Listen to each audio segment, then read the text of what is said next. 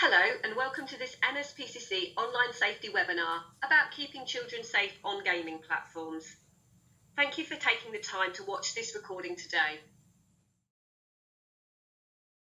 In this webinar, we'll explore the different ways young people use gaming platforms, share tips and advice that can help keep them safe, and also suggest some ways and activities to help you start a conversation about gaming with your child. As this is a recorded webinar, there won't be an opportunity to ask questions. However, I will be signposting to resources and sources of help and support throughout. Gaming has become increasingly popular over the last few years, and we know that many young people started gaming during the lockdown as a way of keeping in touch with friends that they couldn't see and a way to keep entertained. What percentage of 5 to 15-year-olds do you think spent time gaming online during 2020? I'll give you a few seconds to choose your answer. The correct answer is that 71% played games online.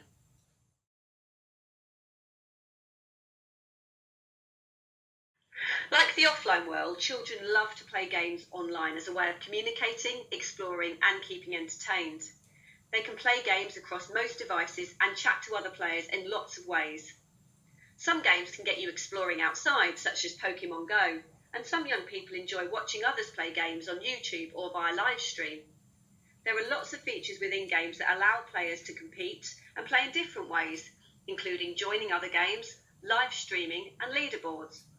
However, it's important to also point out that as well as the positives, there can also be risks too. One thing to keep in mind is that the age ratings on games don't consider communication features. Many young people will use gaming platforms to talk to other people online. This could be people they've met on the platform, friends from school, or friends they've met through other out-of-school activities. It can help them develop key social skills, learn new skills, and make friends. Different platforms will have different communication features, but these include text, voice, or video chat. It's quite common for young people to use voice chat whilst gaming, as this allows them to talk and play at the same time. It's important to make sure that you're aware of the communication features available on the platform your child is using. Some platforms, like Roblox, have default safety settings that stop children using communication features until a certain age. Check out the platform website for information and guidance for parents and carers about how to set up safety and privacy settings. Young people might not just be using features within the game to talk to their friends. Third-party chat apps or sites are a really popular way for gamers to communicate with one another outside of the platform. They can connect you with anyone from around the world through group or one-to-one chat. Spend a few seconds looking at the app logos on the right-hand side of the screen. Are you familiar with any of them? Discord lets users communicate directly via voice, video, or text, or join what's known as servers, where groups of people can interact together. Reddit is an online discussion website. This is a popular gaming forum for people to chat about different games. Overtone is another text or voice chat app that you can use whilst playing. And Steam is a platform that hosts lots of games, but also has a forum for people to connect. When you're talking to your child about gaming, ask them about what other apps they might be using to connect with others whilst they're playing. Set some rules about who they can talk to and how. Encourage them to only talk to others about the game and to avoid sharing personal information.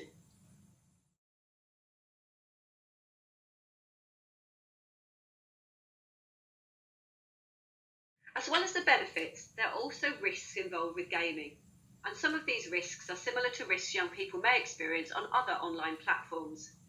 These include contact from people they don't know or don't have their best interests in mind, seeing inappropriate content in the gameplay, chat or live stream.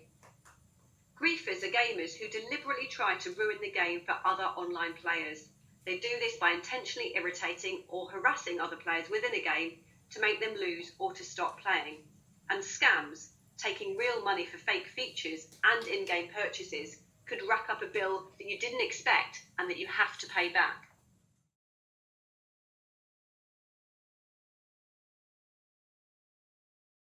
Like with social media and in the offline world, children use slang terms to describe features of apps and games. Spend a few seconds to see how many you know.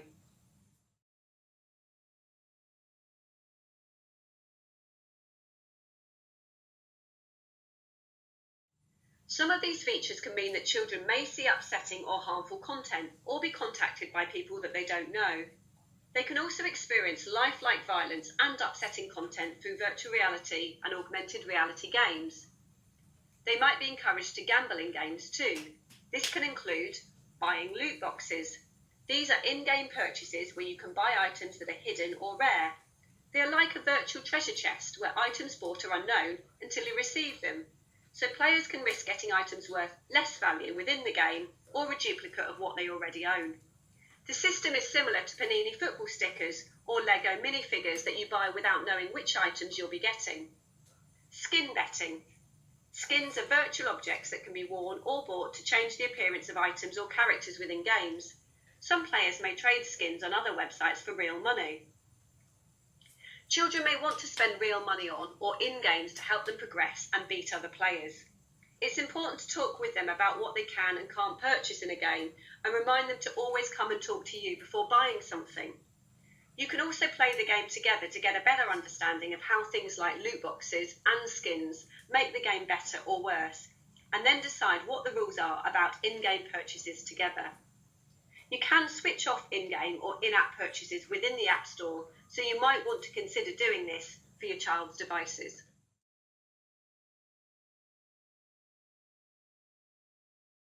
Games and apps usually come with an age rating, and it's important to check these as there are different types of age ratings.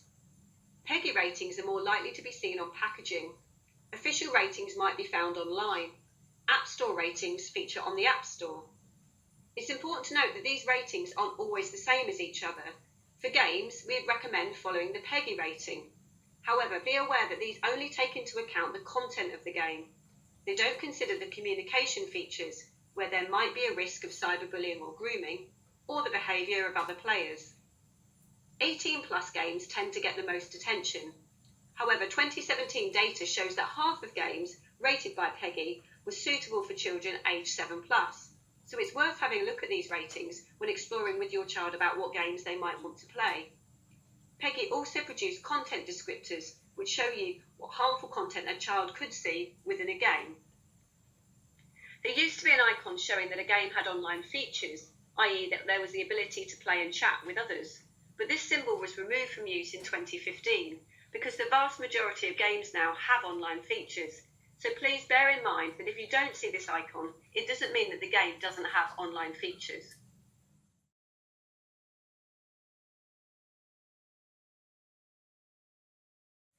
We know that screen time is a common concern for parents and carers.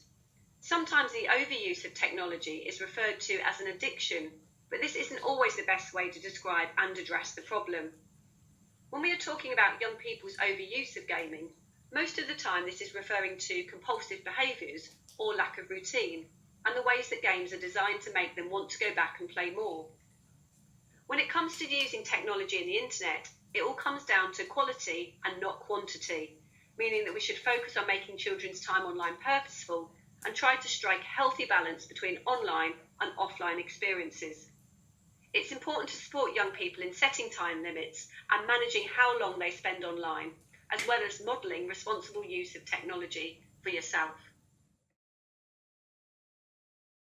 Talking to people online is a normal part of young people's lives. However, there are risks and people might not always be truthful about who they are.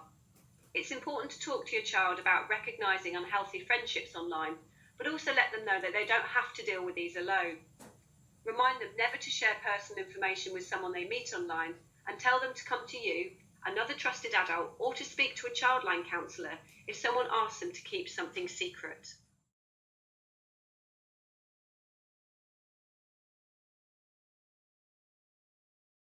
Now we'd like to give you some tools and resources to help you support your child and keep them safe whilst gaming.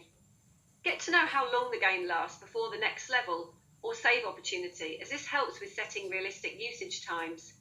Explore how to save gameplay so your child knows that they can come back to the game. Encourage breaks in between games or levels. Keep consoles in family areas so that you can support them with taking breaks. But remember, taking a break can be tricky, as the immersive nature of the game can make it hard to track the time. Here's some tips to help your child manage their friendships online. Unhealthy relationships might not just involve people they've met online, but could also include friends they know offline. These situations can be much harder to navigate, so it's important that they know they can come to you for advice. Young people can feel lots of different pressures online, but remind them that it's okay to say no. Childline has some great advice on dealing with pressures online and some activities to help boost confidence. Gaming can be competitive and bring out lots of different emotions.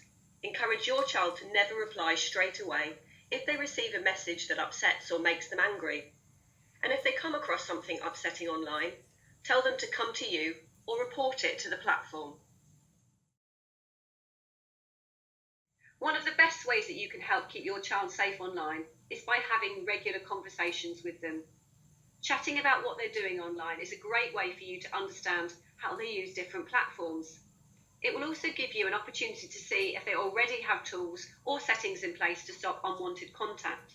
And if they don't, why not set these up together? You're now going to watch a short video of a parent talking to their child about gaming.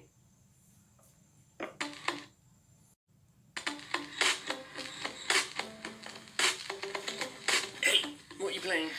Roblox. What's Roblox? Can I join in? You're selling pizzas. Yeah. Is it going well? Have you made a lot of money? I've made £10. Congratulations. I think I'll be better at selling pizza than you. More experience. No. More knowledge. Ask your child what they're doing online and who they're talking to. Does anyone ever contact you on this? My friends do. I speak to them sometimes. And does anyone you don't know contact you? No. Not I know of. And if you did, and they asked you any uncomfortable or difficult questions, would you come and find me? Yes, or Mummy. Okay, good girl. Wait. Drive to the correct house. Do we know which where the house is? It might be up here. Turn left. That's not left. Make sure you set up privacy settings with your child.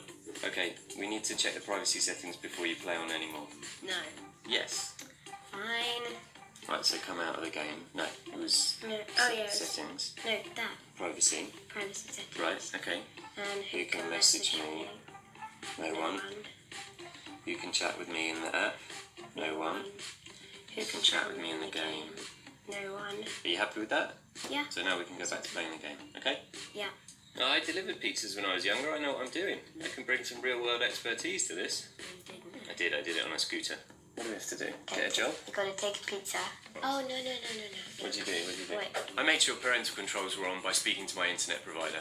You can find out more by visiting our website. The link is in the bio. There we go. Oh, we found a house. Here we go. Yay! To find out more about what you can do to keep your child safe when they're gaming online, visit the NSPCC. What's going on? So from that film, you can see that talking to your child whilst doing an activity can be a good way to get them talking and to show an interest in what they enjoy doing. So with that in mind, we're encouraging parents and carers to host a games night with their family to get everyone talking about their favourite online games. Choose a game by getting everyone to write down their favourite game and then picking one out at random.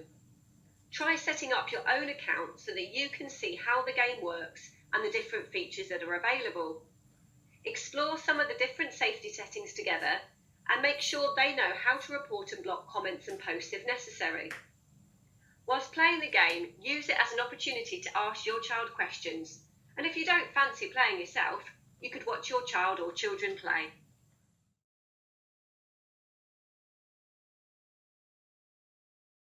There's lots of support and guidance available for you, so why not visit the NSPCC Online Safety Hub for more information and advice on specific topics such as gaming or sharing news.